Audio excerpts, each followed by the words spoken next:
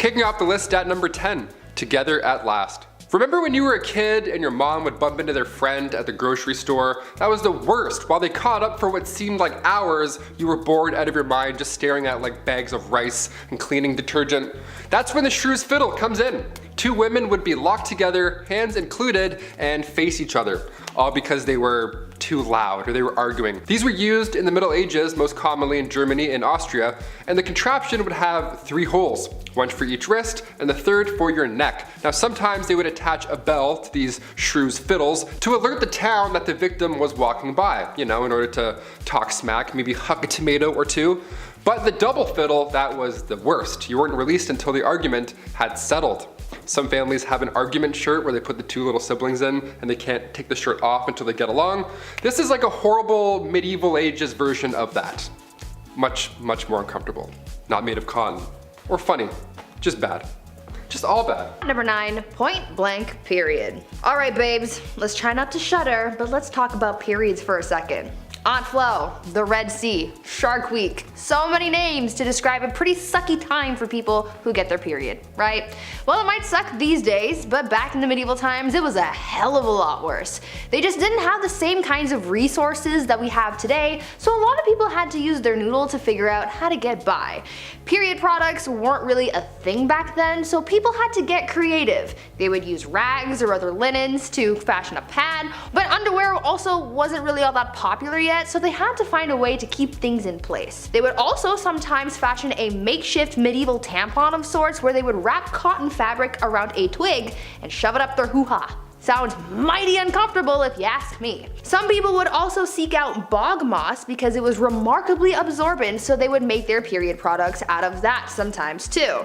This type of moss garnered the name blood moss because of its use in treating wounds and use in period products. For other people who just couldn't create these kinds of things, they would just resort to wearing red the whole time, so everything just kind of blended in. Menstruation, but make it fashion. Number 8, the ducking stool. This next one requires so much effort as like a team. I can't believe this was a real thing.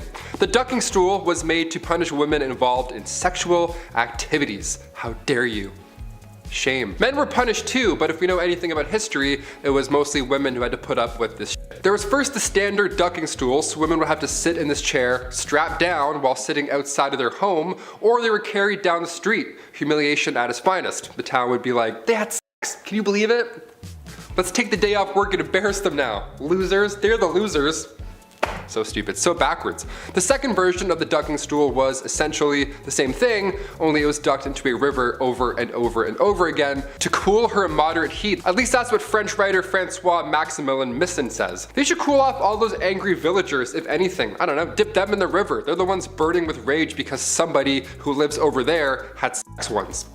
It's really weird. Go home. Relax. At number 7, Satan's incarnate. Back in the medieval age, women were very much oppressed and incredibly misunderstood. I mean, they thought so many women were witches, and as time went on, the criteria for diagnosing a woman with witchitis or whatever got bigger and bigger to the point where literally any woman could be accused of being a witch for the most BS reasons. Back then, people thought that women were Satan's incarnate, and so they were predisposed to sin, and therefore, they had to be witches. Logic, not quite present, but go off, I guess. There were 4 reasons why a woman could be considered part of the devil's posse. 1, because it was believed that women are foolish and gullible, which is why they turned to magic. 2, because women are insatiable when it comes to their carnal pleasures, and so they seek out help from the devil to satiate their needs. 3, because women talk a lot and we speak lies apparently. And 4, because women are weak, and the only way we can seek revenge is by using magic powers and spells. Now what in the balls is this all about? I don't know. Maybe men in medieval times were just jealous that they couldn't kiki it up with the devil, or because they knew deep down that women run the world. Number 6, nosy neighbor. If you were a man back in the Middle Ages and you had an affair, well, you would have to pay a fine. And then that's it.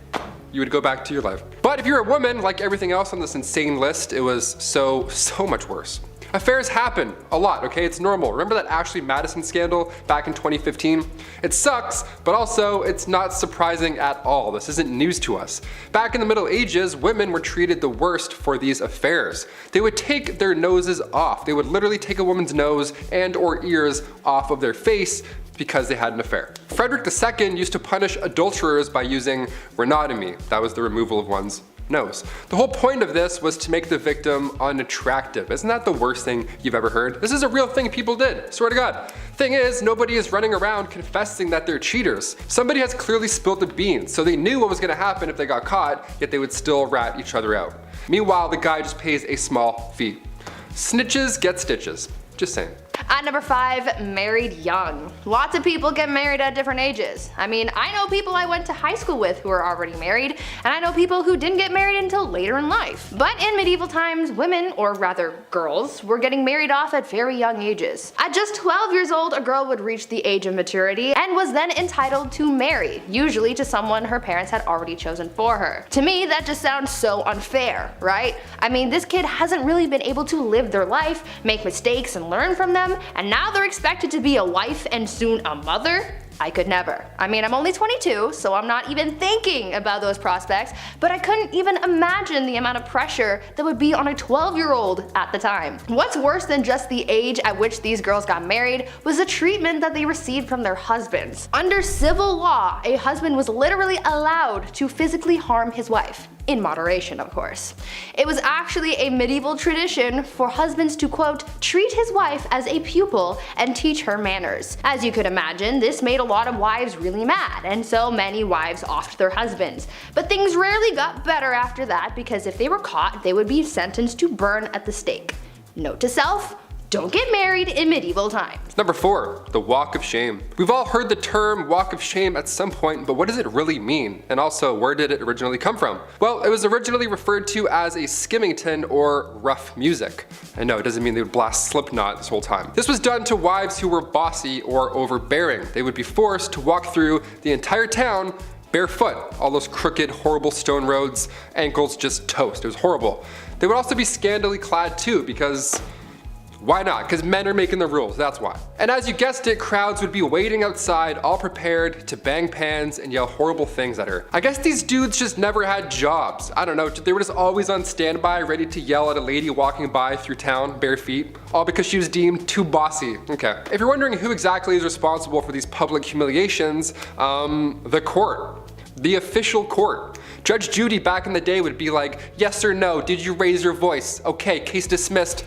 Take your shoes off, we're done here. What a joke. At number 3, ladies of the night. Sometimes you gotta do what you gotta do to get that coin, right? We all have our side hustles and dead-end jobs to be able to afford rent and whatnot. And sometimes we're not exactly proud of the work that we do to make money. It was the same back in medieval times. People had to find any means to make money, and for a lot of women, they used what their mama gave them to support themselves and their families. One of the more positive sides of life for women in medieval times was the fact that being a woman of the night was actually a recognized profession. Later on throughout the times, this profession would be deemed illegal, but in medieval times, it was as common as being a baker or something. These women were actually considered to be merchants because they sold their bodies as if it was any other sellable good. Being a woman of the night was such a common and widespread profession that nearly every town in medieval times had a brothel, even in towns with small populations. So yeah, maybe they didn't have that big of a marketplace, but they no doubt had a place where you could go see some quality mommy milkers. Number 2, grand theft witchcraft. If you were a woman in the Middle Ages, you were accused of being a witch pretty often. They thought women communicated with the devil, like Bree mentioned earlier, just because some townsfolk with 3 teeth said so. Great, thanks Abe. Good job, good report. The punishment for practicing witchcraft wasn't a heavy fine like guys who cheated, but they would be burnt at the stake. This was popular in Scotland along with drowning. Those are the 2 big ones. Remember earlier how I said women would sometimes be dipped into a river or a pond? Well, they would also sometimes just be left there. It's called witch dipping, and depending on if she floated or sank, that's, you know, witch or not. The dumbest thing I ever heard. If you were charged with treason or witchcraft, that was the ideal punishment, because it surely beats burning to death in front of an entire village. This all got out of control come the start of the 17th century with the Salem witch trials. That's when people were like, you know what, I think this is wrong. I think we should stop, let's put this torch out, I think we're good. That's when 19 people were executed for being witches. God forbid you knew how to do bedmas in the Middle Ages. Also, that's a lot of coordination to get that many townsfolk together and be like, okay, you need this, how many people are standing here? Almost like you would use basic math to figure that out. You're a witch too. Spoiler alert, we're all witches, because we know things. I don't know. I hate this. And finally at number 1, crimes of the heart. For some unknown reason, people were really out here in these streets in medieval times trying to accuse women of everything. Witchcraft was a common accusation, but the other common crime that women were often accused of was adultery. But you see, the thing is, someone could accuse a woman of adultery even if she never had physical contact with another person. Now, how the heck does that work, you ask? Well, it depended on where these people lived. During the medieval age in the Byzantine Empire, it was considered adultery if they spent a night outside of their husbands' or parents' homes. In Slavic parts of Europe, a woman could be considered guilty of infidelity for simply going to a public event. I'm pretty sure with this logic, if you even breathed in the same general vicinity of a man, then you could be accused of adultery. I mean, what the F is that up? The only bright side, I guess, is the fact that when it came down to punishments for adultery, men usually got the worst punishments in comparison to women. However, they would be accused of this crime way less often than women, so I guess in a way we still got the short end of the stick. Damn it. At number 10, water carrier. These days, we have it so easy. We have the internet at our disposal to learn about pretty much anything, we have cars to get us from point A to point B, and all of our resources are close by. We get food from the grocery store and water from the taps in our houses. But back in the Middle Ages, things were a lot tougher for people, and they had to go through a lot just to get basic life necessities, like water for example. Getting water to people wasn't as easy as you might have thought, and so that's why getting water became a whole profession. In a medieval city, you lucked out depending on the area that you lived in. If you lived close to a river or stream, then you could get all the water you wanted and pretty easily too.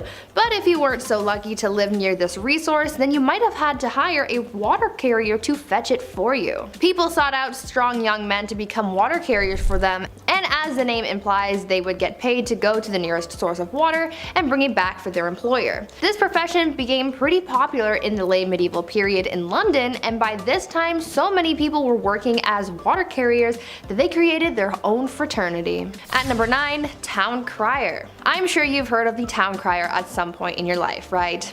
They're often incorporated into pop culture pieces that take place in the medieval times.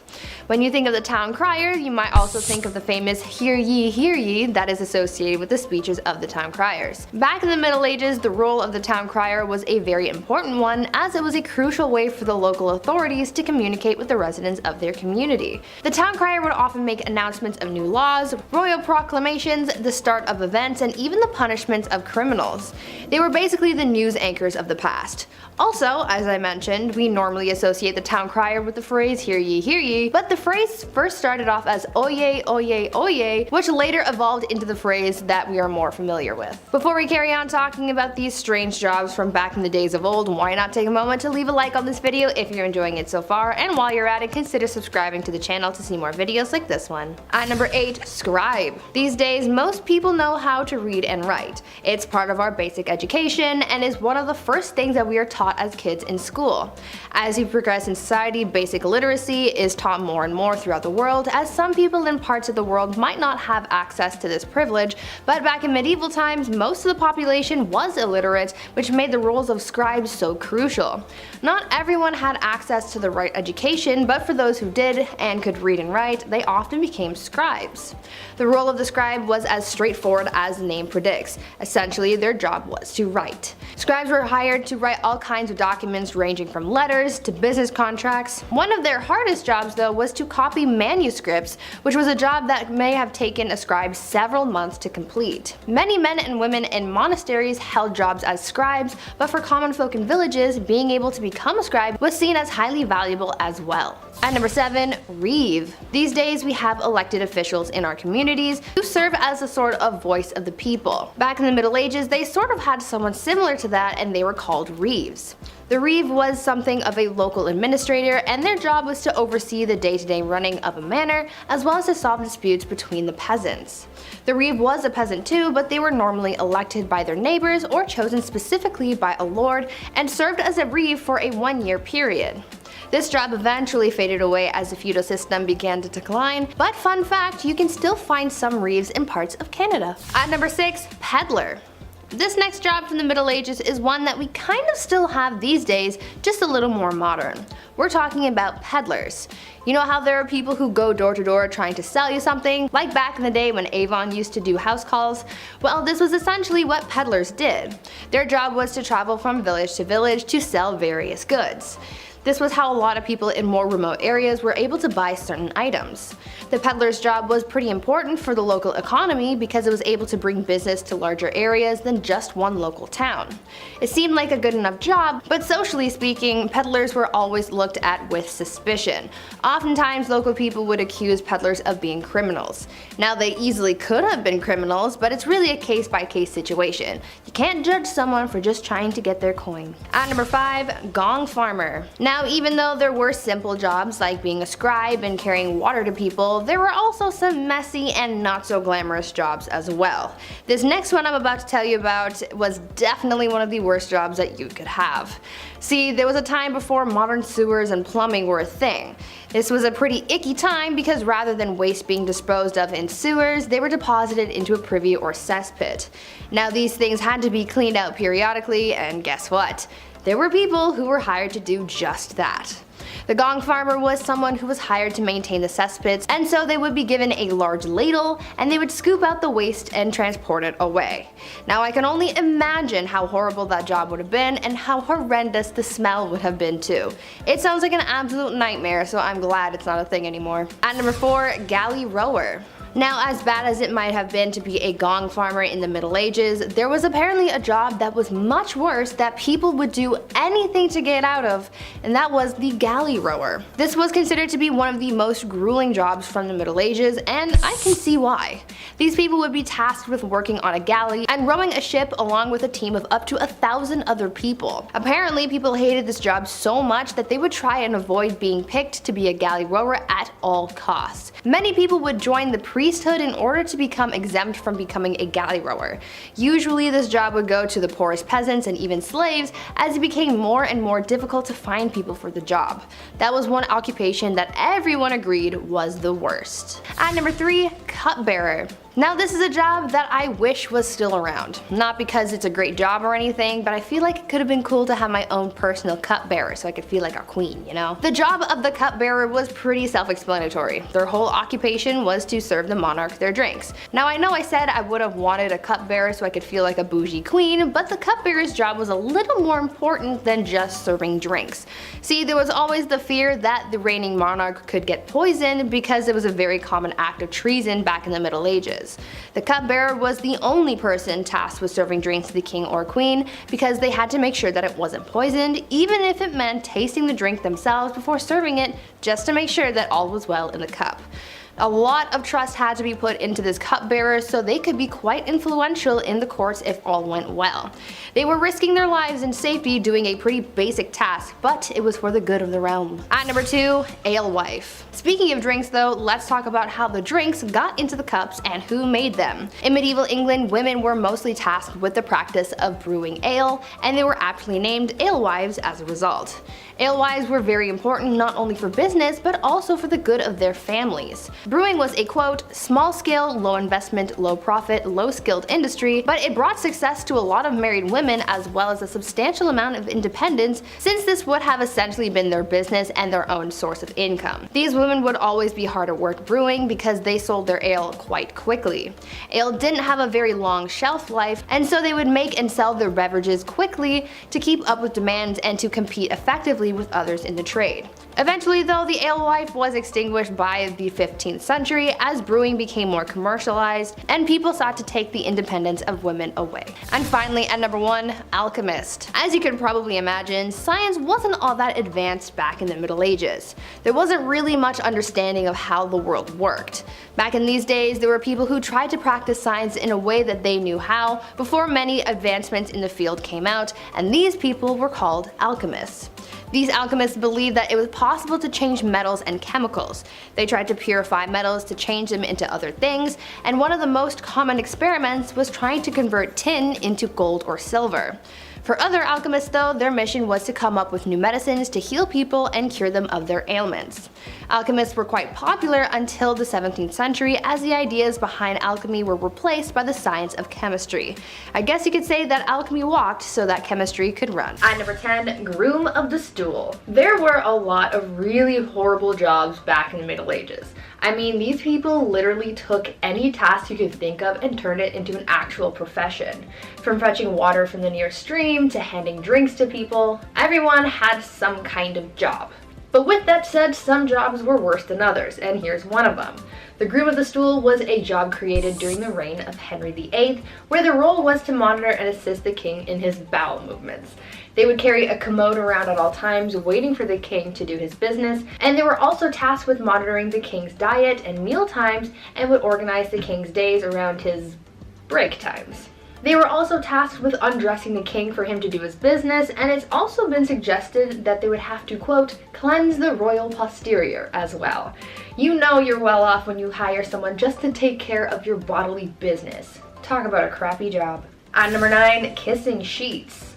For thousands of years, one of the biggest threats that people of royal or high status had to worry about was being taken out by their enemies. Monarchs worried about the threat of being poisoned by their enemies, as it was one of the most common methods of offing someone. So they thought of an array of precautions to take in order to prevent being taken out by some kind of spicy death sauce or something. Many monarchs hired tasters to try their food before it was given to the king to make sure it wasn't poisoned, but some monarchs were also afraid of being poisoned through something that they touched. This is why Henry VIII hired someone with a very important job to make sure that his bed wasn't poisoned. The person who was tasked with making the king's bed was also required to kiss every part of his bed every morning. They would kiss the pillows, the sheets, and blankets to prove that someone hadn't smeared poison on it. The king was also concerned with people poisoning his clothes too, as well as his sons, and so they would be tested for poison before they got dressed. Henry VIII was really out here providing employment for just about every weird task you could think of. Before we carry on talking about some of the strangest professions from back in the Middle Ages, why not take a moment to leave a like on this video if you're enjoying it so far, and while you're at it, consider subscribing to the channel to see more videos like this one. At number 8, leech collector. Back in the Middle Ages, things were still quite underdeveloped, like medicine for example. In our last video, I told you guys about alchemists who, at the time, were pretty much the ones who sought out cures for different ailments. Because science wasn't really known to them back then, they tried using whatever they could find to create cures, and one of the most common things that were used in medicine were leeches. Now, as we've learned by now, anything could become a job in the Middle Ages, and so gathering leeches became a profession. What's even weirder than the fact that finding leeches was someone's job is the method of how they collected those bad boys. Leech collectors would wade into the water with bare legs and wait for the leeches to come to them. They would swish around and try to gather as many leeches on their body as possible. They would then get out of the water and pry the leeches off, putting them into a bucket and selling them to people in town like barber surgeons and other medical professionals. Now, I can't say I've ever had a leech on me, so I don't really know what it feels like, but I can imagine that it's an uncomfortable feeling, so to have a bunch of them all over you must have been a nightmare. At number 7, fuller. Wool was a very important part of life for people back in the Middle Ages. They were able to make all sorts of things out of it, and because it was waterproof because of the natural oils in the wool, it made processing the wool quite easy. But soon people found out that whatever they made out of the wool ended up being quite coarse and frayed easily. They figured that if they removed the oil from the wool, then it would make the overall product a little nicer, which it did, but the oil removing process definitely wasn't pleasant. Back then, in order to get the oils off wool, people called fullers would process the wool by pouring stale urine over it and then stomping on it. They needed some kind of alkaline solution to dissolve the oils, and urine was the best and most abundant solution.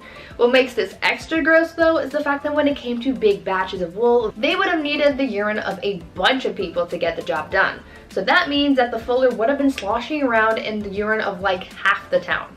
Gross. At number 6, ostiary. In the Middle Ages, religion played a big part in the lives of the people, and there were actually quite a few jobs centered around having something to do with the church. This is true with ostiaries, who worked almost like a secretary for the church. This position was normally held by a man who wanted to move up in the church's hierarchy. He was basically doing a menial task to butt kiss his way to the top. Astiaries were tasked with being kind of like a church bouncer. They would make sure that unbaptized people didn't come into the church during certain times, and they would also man the doors during baptisms. This profession was based on the Roman habit of having a slave guard the doors of their master's house. At number 5, bear leader. Now here's a really strange job from the Middle Ages, which sounds both terrifying but also kind of cool. Back in the Middle Ages, blood sports were all the rage. Many of the monarchs who ruled during this time were obsessed with watching blood sports, which honestly kind of explains a lot, but that's besides the point. One of the most popular blood sports was bear baiting, which involved making a pack of dogs fight a bear. Sounds gruesome, but it also begs the question, well, where did you get the bear? Well, that's where bear leaders came into play. For bear leaders, their whole job was to lead bears from village to village so that they could participate in blood sports. Now it sounds super dangerous because, well, we're talking about a big bear, but imagine how much of a flex that would be to say, yeah, I wrangle bears for a living. Like, how cool would that be? Now that's something to put in your Tinder bio. At number 4, the piss prophet. As we all know, medicine wasn't all that advanced in the Middle Ages. There were no actual doctors, and the people you would have visited if you were feeling unwell were the same people who doubled as barbers, so I don't know how accurate their medical diagnosis would be. In medieval England, people didn't really know much about health, and many people were known to get diagnosed based on their pee. Back then, they believed that the consistency, color, and taste of someone's pee could diagnose someone's ailments. The people who collected people's urine samples were called piss prophets, and they had their own criteria for determining what was going on in someone's body based on their urine. According to the piss prophets, if your pee was white, then it was the ideal color, and that meant that everything was working properly. If it was wine colored, like blue or black, then it meant that something was very wrong. And if it was green, then you were basically on your last leg and you should probably get your will in order. Now, I'm not sure how accurate these readings actually were because medicine was basically non-existent back then, but they tried their best with what they had, I guess. At number 3, muckraker. In our last video about unusual jobs from the Middle Ages, I told you guys about a job where people had to clean up human waste with ladles and then transport it elsewhere to keep the town clean. But there's another profession along those same kind of lines that I'd like to tell you about. Muckrakers were the people who were responsible for cleaning waste off the streets in whatever town they were in. You see, back then, people kind of just disposed of their waste wherever they pleased. But since this waste, like human and animal excrement, rotting food, and entrails, had nowhere to go and kind of just sat around the streets, you can just imagine how disgusting that must have been. So that's where muckrakers came in. These were brave people who basically rode around town, collecting waste off the ground and throwing it into carts to then be transported out of the city. As horrible as this job may sound though, these people actually made a lot of money. Muckrakers could make in 11 days the same amount as another laborer makes in 6 months. Would you do this job if it made you rich? At number 2, arming squires. I've talked about squires in a previous list about medieval knights, and if you've watched that video, then you might be familiar with how unpleasant the life of a squire could be. At a certain point in their training, a squire would be tasked with basically being an assistant to a knight, and a lot of their assistance was guided towards the knight's armor and weaponry. In the Middle Ages, arming squires were given the task of maintaining the knight's armor. So this meant that they had to make sure that the armor was clean and properly attached to the knight's body. This job was so serious that sometimes the arming squire would have to run out into the battlefield in the middle of a fight to tend to their knight's armor, which meant that they were risking their lives for a couple hunks of metal.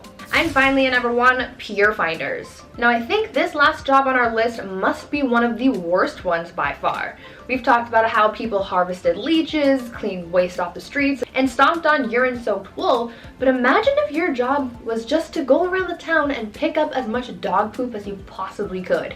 This was basically what people called pier finders would do. Dog poop was essentially used as a drying agent by tanneries to make leather for bookbinding. This was a lot of people's full-time jobs, but imagine how crappy this job would have been. I'll see myself out. Number 10, pressure to perform. In the Middle Ages, either partner in a marriage was entitled to coitus with their partners under any circumstances. It was called the marriage rite. This went both ways, and unless you were passionately in love with your partner and straight, this could be a nightmare. It was so sacred you could even get it on in a church and the priest would be like, yep, go for it. Failure to perform in the bedroom or anywhere was grounds for divorce, which was a huge deal at the time. Now the first problem here is a lack of consent, but the biggest problem for men who weren't inclined to sleep with their wives was impotency. There was no sympathy for men in these circumstances. If a wife accused her husband of this, then the couple would have to undergo a bedroom trial, where a crowd of wise elders, mainly grandmothers, aunts, and mothers, would watch the couple in their bedroom for 3 nights. If you were rich, this was even worse. These trials would be carried out in public, in court. Yeah, that's right. The wife had to prove that the husband couldn't get it up in court. Now he could call on women of the night to prove his prowess, if he was so inclined, but if it was proven that he couldn't, then the couple would be divorced. But the bottom line, the main point of marriage was to have children, and if there weren't any, then this failure was placed heavily on the man. Number 9. Beastly justice. I figured I would put a lighthearted one on this list. This actually made me laugh while I was researching it. Beastly justice was when animals had to go to court. They were also put on trial, like a full trial. It's wild to look back at a night and the things they had to do for their kings and queens, but the fact that they also had to get up early and attend these courts, royal courts, where a wild animal was taking the stand. And it actually happened in history. This would happen after an animal runs through town. It would attack people, being confused and all, as most animals are, but the townsfolk would actually believe that the devil was involved in this animal's scheme. Like these animals worked for Big Red himself. In 1457, villagers in France had to deal with 6 pigs who ran wild and attacked locals. They did a lot of damage, so instead of just putting the animals down or setting them free, away from your town, they took them to a real trial. There was a judge, a couple prosecutors, 8 witnesses, a defense attorney for the pigs, which I gotta say, we should do a list just on that person alone. What a weird job. These pigs were hung from a gallows tree. A knight had to formally hang pigs after a trial was concluded. The 1400s were a wild time. Your Honor, due to my client being a pig, Number 8. A tanner. Even for a medieval peasant who never washed or cleaned themselves and literally lived in filth, this was a dirty job. Women were more commonly found in household chores or as milkmaids, barmaids, weavers, artisans, and tenant farmers. This job may have fallen mostly to men, and it was a rough one, I'll tell you. Men would rather go to war than do this job. You had to get skins from a butcher, along with the grime that covered it, which was mostly manure and blood. Then you had to trim the skins and get rid of all the hair. To do this, they had to let the hair follicles rot by sprinkling it with urine or soak it in a wood, ash, and lime solution. Can you tell which one was cheaper? Then they'd scrape off the hair and any skin before washing it again in pigeon droppings or dog poo to remove the lime and make it softer and more flexible. Or the craftsman might use fermented barley or rye with stale beer or urine, again, as an additive. This could take up to 3 months. 3 months, plus longer as there was more rinsing and stretching until it could be used. Leather was a crucial resource, so though dirty, it was a really necessary job, but oh my god. No thank you. Number 7. Being a knight. Being a knight, obviously it sounds cool. They have the sword, they have the horse, the flowing hair, they're saving the damsel in distress, all that jazz that you picture in your head. It actually sucked being a knight, a lot. First of all, chainmail. You know how heavy chainmail is alone? It's like 55 pounds, and that was underneath all of your armor. No way I could climb up on a horse wearing armor or chainmail. My knees would buckle. No thank you. Being a knight is something that starts when you're 7 years old as well. You would be given to a noble to learn for 7 years, and then at age 14, you would become a squire. A knight's intern, not an ideal job to have when you're 14, but okay. But if you stick it out for just 7 more years, then you become a knight. And then you can get your chest blown off jousting. Neat. All that time just to get rocked by another bigger dude on a bigger horse. No, just no for me. Number 6. Death by anything, but mostly violence. Life in medieval times was considered basically brutal and short. If it wasn't the plague, it was a cold. If it wasn't disease, it was the weather. If it wasn't the weather, it was famine. If it wasn't famine, it was violence everywhere else. It was a damn miracle if you survived childhood. If you had to pick any other time in history to live, like you couldn't live in this one, Taylor asked me this earlier and I had a response, but it definitely wasn't this time. Literally block this time period from your mind. Between 1330 to 1479, men could expect to die 9 years sooner than their female counterparts. The reason was violence against men by other men. But the biggest factor that made especially men's lives so short was the violence, as I mentioned. Think about it. It was men who were often called to war with only their farming tools, or if they were proper soldiers they would have had more, but they were called off to do jobs that literally required them to kill or be killed.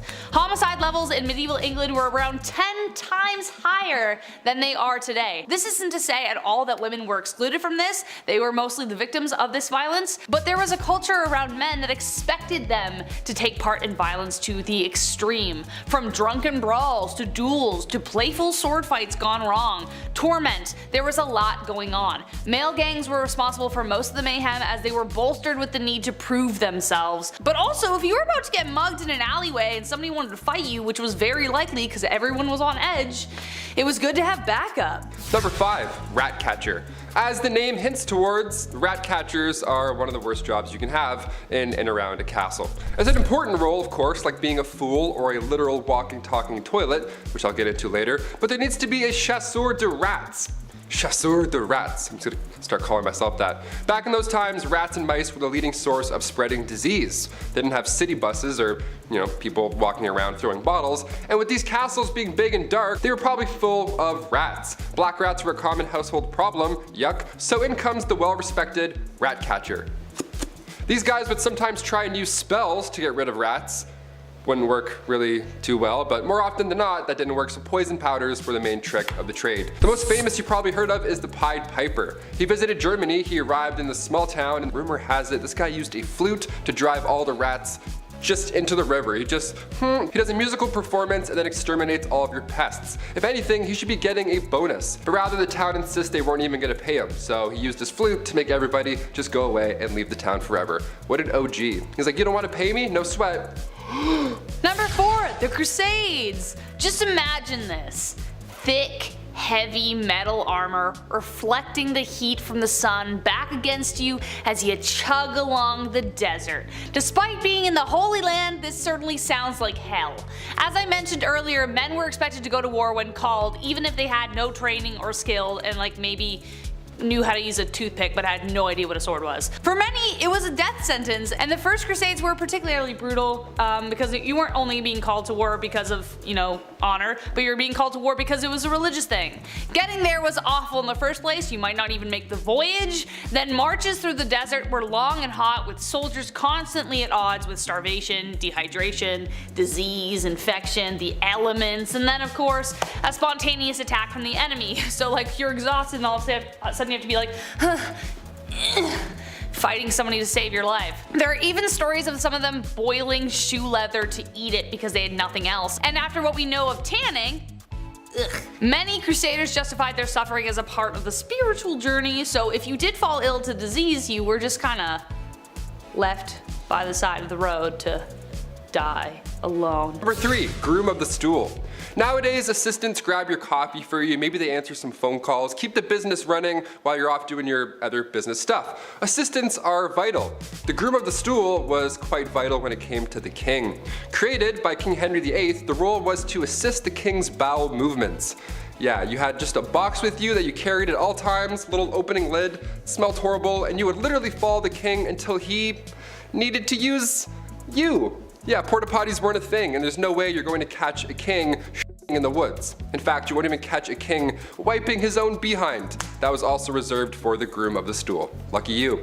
And this stool, you would have water, towels, a wash bowl, the whole setup, and you're probably thinking, Taylor, which poor soul had to be stuck with this role? What must you have done to deserve such a punishment? Well, this is the job you wanted, really. Only sons of noblemen could take on this role, and in doing so, they also gain access to every room, tons of nice clothes, any bedchamber furnishings, and of course, a high pay. Yeah. I would say this is the craziest job on this list, but it's really not. Number 2, the executioner. A man named Franz Schmidt meticulously chronicled his life as an executioner in detail, and well, as you can guess, it's not It's not a fun one, but there was a lot of humanity behind it too. He had to start practicing on pumpkins at first, then graduate to live animals, and then humans. Who would choose a role like this? Well, though legally the role wasn't hereditary, it pretty much was by expectation and blood. The job was passed from eldest son to eldest son, with other sons being trained to fill vacancies. Daughters of executioners married sons of executioners, so the position would continue. As most people saw this as a pretty undesirable profession, it was difficult to keep anyone at their posts, so the job fell to the men who inherited the axe, as it were. So not legally, but it was. This cycle of executioners created something called executioner dynasties across Europe.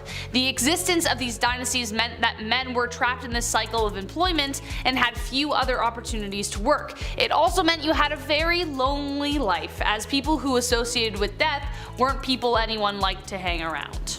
And number 1, the gong farmer.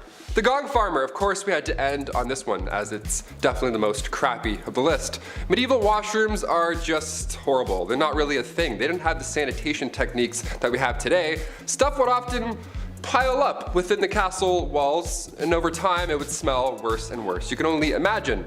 The rat trapper would be around this area too, I'm assuming.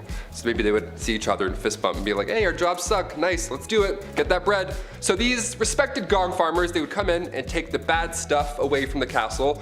They were crap commuters, essentially. These cesspits were usually in the bottom of the castle, the lowest level, because you know how gravity and things work. These guys would go in and dig through years of yuck, piles of it, just moving all day long back and forth out of the castle. They too were paid well, really well obviously, but a lot of these gong farmers got sick. A good number of them just wouldn't come out of those pits.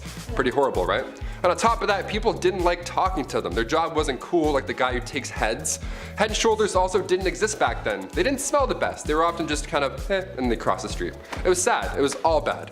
Hashtag all bad. And number 10, shaming parades. If you've watched Game of Thrones, then you might be familiar with that scene where Cersei gets paraded through the streets of King's Landing while naked, while someone behind her is ringing a bell chanting shame. Ding ding ding, shame. It's kind of a meme, but it's also based on a real medieval tradition called shaming parades. For years, people have loved shaming others. I think it's kind of human nature at this point, and obviously back then, they didn't have social media to use as their preferred method of ripping on someone, so they got creative. Depending on what the accused did, their punishment would vary, but the one thing that stayed consistent was them being paraded through the streets for everyone to watch. Specific punishments were given for specific crimes. For example, if a tavern owner served bad beer, then they would be paraded through the streets and forced to drink the beer. If they were caught stealing a pig, then they would walk through the streets with a dead pig around their neck and a crown made of pig's feet. People would throw things like glass, rocks, and even dead cats at whoever was being paraded, and it was quite the spectacle. Now, would you rather experience this or being canceled on social media? And number 9, cemetery fun. What types of things do you guys like to do for fun? Do you play video games, or read, or maybe you watch Netflix or YouTube? And where do you like to go for fun? Maybe the mall or to your friend's house? Well, if you lived in the Dark Ages in Europe, you would go to the place where everyone goes for fun. The cemetery. Yeah, you're gonna go kiki it up with the corpses, and unfortunately, they're not corpse husband. Although, corpse, if you're watching, hit me up. I love you. Anyways, back in the Dark Ages, the cemetery was the place to be. It was considered to be the social hub of the community. Back then, people held theater performances, elections, trials, and even set up businesses in the cemetery because graveyard shops were exempt from taxes. There was quite a lot going on in the cemetery, and it was almost like the equivalent to going to the mall. But I want you guys to tell me if you would ever be like the people in the Dark Ages and just go to the cemetery for fun. Before we carry on talking about the weirdest parts of life from the Middle Ages, why not take a moment to leave a like on this video if you're enjoying it so far, and while you're at it, consider subscribing to the channel to see more videos like this one. And number 8, judging tears. In modern times, somehow we've come up with the idea that only girls are allowed to cry.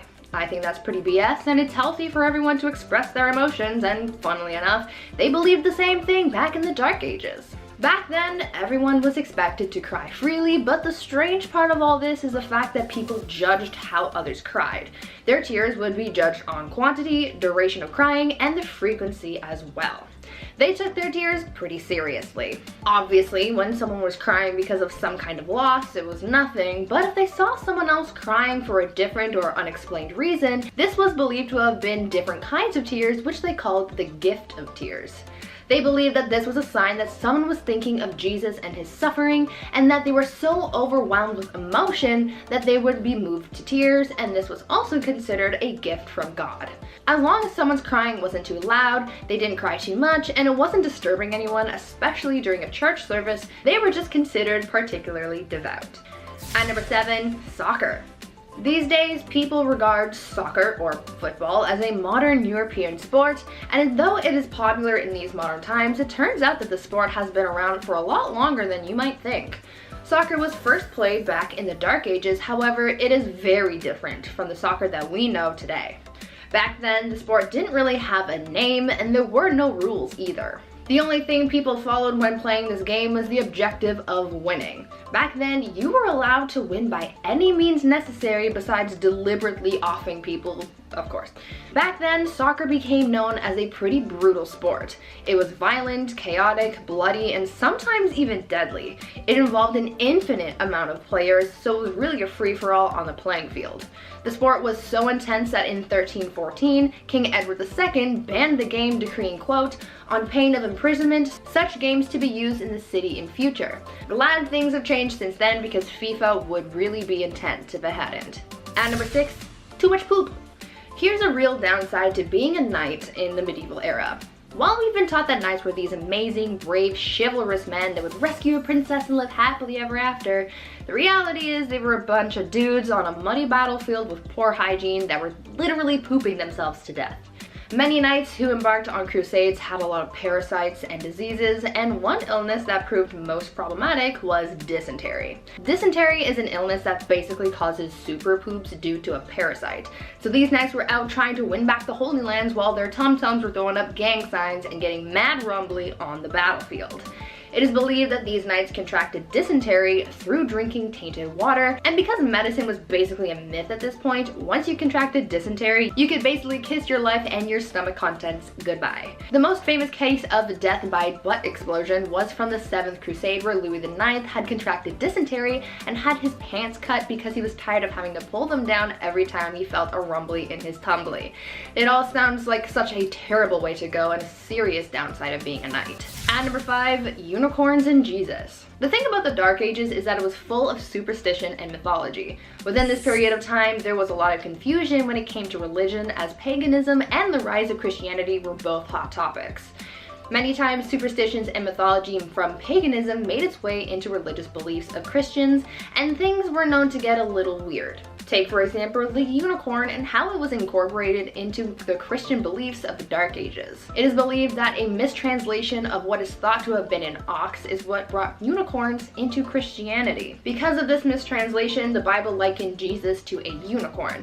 Since it was in the religious text, people in the Dark Ages sort of just ran with it, and so they started incorporating the unicorn into many religious artworks. To further this whole thing, they made up a superstition that only innocent maidens were allowed to touch unicorns, and they even used unicorns to come up with a rather uncomfortable allegory of Christ entering Mary's womb. This unicorn thing was also fueled by the Vikings at one point, as during the Middle Ages, Vikings were known to con people into buying narwhal tusks marketed as real unicorn horns.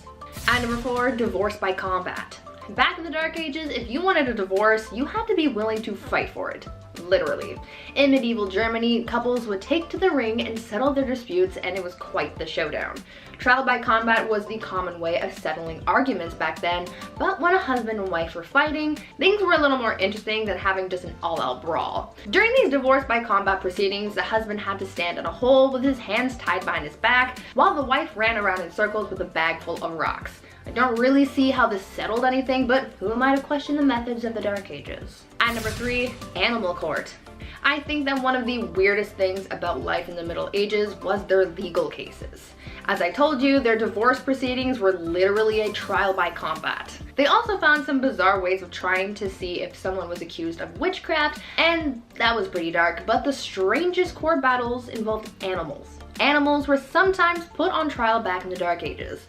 All animals from livestock to pets and even insects were not safe from the law, and they would be put on trial if they were suspected of breaking the law. According to records from the Dark Ages, at least 85 animals were put on trial for a number of reasons. Pigs were the ones who were put on trial the most, for chewing off people's body parts and even eating children. In 1474, a rooster was put on trial and found guilty of an unnatural crime of laying an egg. And even unwanted rats were put on trial and received strongly worded letters demanding that they leave the premises. The most bizarre case, though, involved a donkey who went through a legal trial and actually won.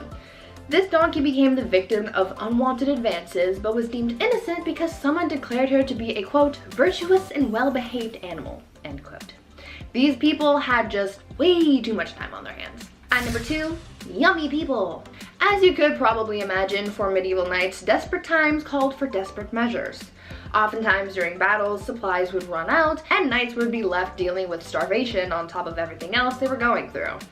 This proved to be quite a huge problem during the Crusades, because after supplies and food started running out, people got desperate and started seeing each other as snacks, if you know what I mean.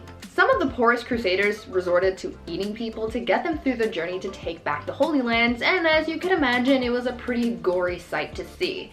Knights back then recalled seeing enemy forces on spits and dismembered people lying around in plain view. It was rough being a knight back then, and the amount of shortcuts and strategies people came up with just to survive got real dark real fast. And finally, at number 1, watching consummation. Back in medieval times, depending on the century, weddings either meant a lot or meant nothing at all. If it was the early medieval age, then no one really gave a hoot about marriage. But later on in the medieval age, marriage became a holy sacrament, and this sacrament had to be consummated. They would do the good old brown chicken brown cow, boom boom pow, OMG wow, which would have been a positive or a negative experience depending on the circumstance, but it was also a little weird because there would be people watching it all happen. That's right, guys. After the ceremony and reception, people would follow the bride and groom up to the bedroom and be like, hey Joe, grab the popcorn, we're watching a live showing of 50 Shades of Grey. And Joe would be like, you'll bet. Yes, that's exactly how it happened. Anyways, this was all done so that there were witnesses to the consummation so that their marriage's validity could be backed up. So if anyone tried to deny that their marriage was legit, Joe with the popcorn would be able to back up the bride and groom and confirm that everything actually happened. Kinda kinky, kinda weird. Number 10, watching consummation. Back in medieval times, depending on the century, weddings either meant a lot or meant nothing at all. If it was the early medieval age, then no one really gave a hoot about marriage, and I'll get to that later. But later, in the medieval age, marriage became a holy sacrament, and this sacrament had to be consummated. On the night of the couple's wedding, they would do the good old brown chicken, brown cow, boom boom pow, OMG wow, which could have been a positive or negative experience depending on circumstance, but it was also a little weird because there would be people watching it all happen. That's right, guys. After the ceremony and reception, people would follow the bride and groom up to the bedroom and be like, hey Joe, grab the popcorn, we're watching the live showing of 50 Shades of Grey. And Joe would be like, yo bet, and then that's exactly how it happened. Anyways, this was all done so that there were witnesses to the consummation so that the marriage's validity could be backed up. So if anyone tried to deny that their marriage was legit, Joe with the popcorn would be able to back up the bride and groom and confirm that everything happened. Kinda kinky, kinda weird. Number 9, dowries. Today's weddings are so insanely expensive. I don't know if it's ever gonna happen for me, for that reason alone. But, you know, they kind of replaced the dowry altogether. But what was a dowry? It was a set of assets, money, material, goods, real estate that would be given to the groom once the couple united. The purpose of the dowry was to entice a groom to marry the bride if he wasn't already attracted to her. A kind of, we will pay you to marry our daughter kind of vibes. But it also acts as a kind of insurance for the bride. Should the marriage end in divorce, the husband is expected to pay it back. So yes, there were indeed take-backsies if things got really bad. Though considering divorce and annulments were rare and the money really never belonged to her, not the best rule to live by, but the groom would also pay something called the bride price or bride wealth. The groom was expected to pay a sum either in assets or money to secure a lady's hand in marriage. This implied security for the bride and their family. But yes, in both accounts, technically, a bride could be bought and sold for whatever price the family/groom deemed appropriate, so really just a marriage pawn. On number 8, shotgun wedding. Marriage and weddings back in the medieval ages were practiced very differently compared to today. Back then, people started getting married and having kids very, very young. Usually, girls would be married off as soon as they hit puberty, so around the age of 12, and they would start popping out as many spawn as possible because the high infant mortality rate made it very difficult to grow a family. On top of the duty to further the population, these marriages weren't for love. Arranged marriages were the norm back then because it was mostly used to join families for status or alliances, or because your dad owed Billy from down the block a favor and he offered you to his son Billy Jr. Marriage ceremonies were also very different back then. Because marriage wasn't as big of a fuss as it is now, it didn't matter where you got married or how soon. You could get engaged in the morning and be married by lunchtime if you really wanted to. Most people didn't need permission to get married, so they could hold the ceremony anywhere.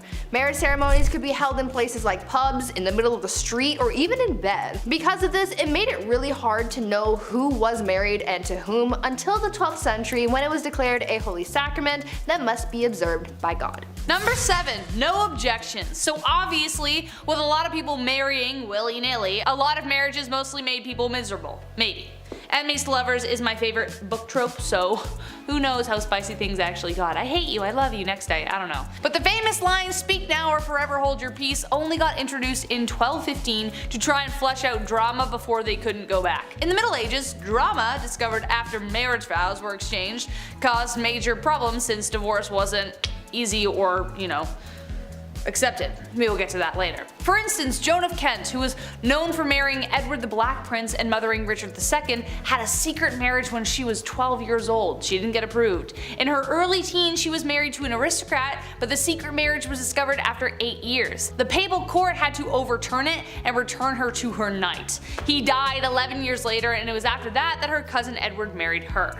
Wouldn't it have been nice to know that little detail before she married the aristocrat guy? Yeah, probably would have saved a lot of heartbreak, hence why the "speak now or forever hold your peace" was introduced.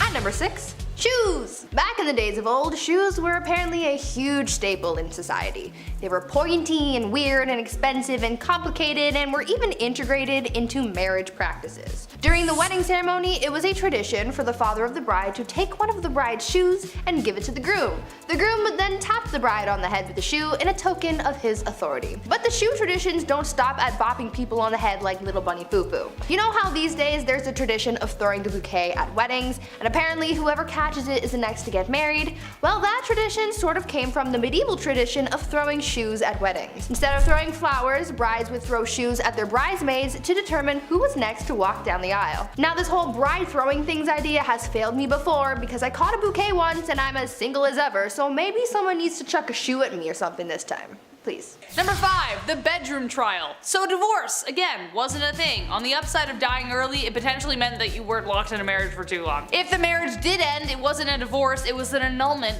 which was very expensive. A common reason this happened was due to consanguinity, which was close relations by blood or marriage, which was forbidden. Other grounds would be adultery, leprosy, and impotency. Also failure to concede to the marriage debt, which was the obligation for both spouses to engage sexually. It actually didn't matter where this happened, you had to do it even if it was in a church. It was a big deal. Enter the bedroom trial. Court cases from the 14th century show records that bedroom trials took place that would determine whether a marriage should continue. The bedroom part is exactly as it sounds. The man and the woman were placed in a bed together and were to be watched by the wise women for several nights. If over the course of the night the man's member remains of no use, i.e. impotence, then it was determined that the marriage should end. But the wise women were most likely either complete strangers or the groom's grandmother.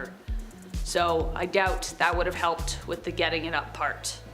Poor guys. At number 4, marrying the country. If you married an entire country, does that count as polygamy? Are you technically married to everyone in the country, or just the one country as a singular unit? These are the shower thoughts that I wish I could ask medieval queens, but unfortunately they died a long time ago. along with their marriage secrets and probably some recipes for poison too. Back to this whole marrying the country idea though. Back in the medieval age, when someone became queen, they had to get married more than once. For them, it wasn't just about marrying their spouse, they also had to marry their country.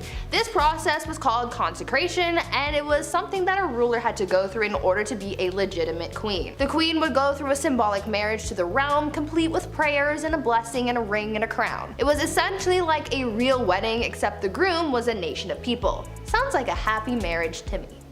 Yeah. Number 3, the veil. As we have determined so far in our list, love wasn't the primary reason for marriage, especially for nobles, so as a result there were quite a significant amount of arranged marriages. Besides the symbolism of humility and purity, it was also used as a way of disguising the bride entirely. The bride would often be wrapped from head to toe to protect her from evil spirits. This tradition goes all the way back to ancient Roman times.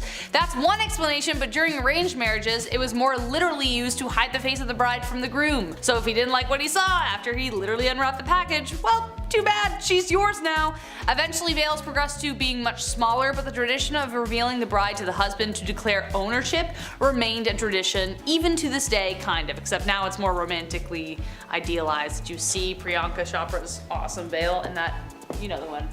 At number 2, long distance marriage. You know how during the pandemic people started having Zoom weddings? Well, in a way, people have been doing something similar since the medieval ages. Back then, a lot of weddings were simply for political reasons, and so a big ceremony was rarely needed. So when two people from different kingdoms were getting married, they didn't necessarily need to be there for the wedding. Instead, they could send proxies and have someone marry their new spouse on their behalf. This would be the legal binding of marriage, you know, the paperwork side of things. But once both parties could finally meet in person, then they would hold a second ceremony with all the pomp and circumstance that you would expect. And yes, it still included the whole watching the consummation thing. Ew.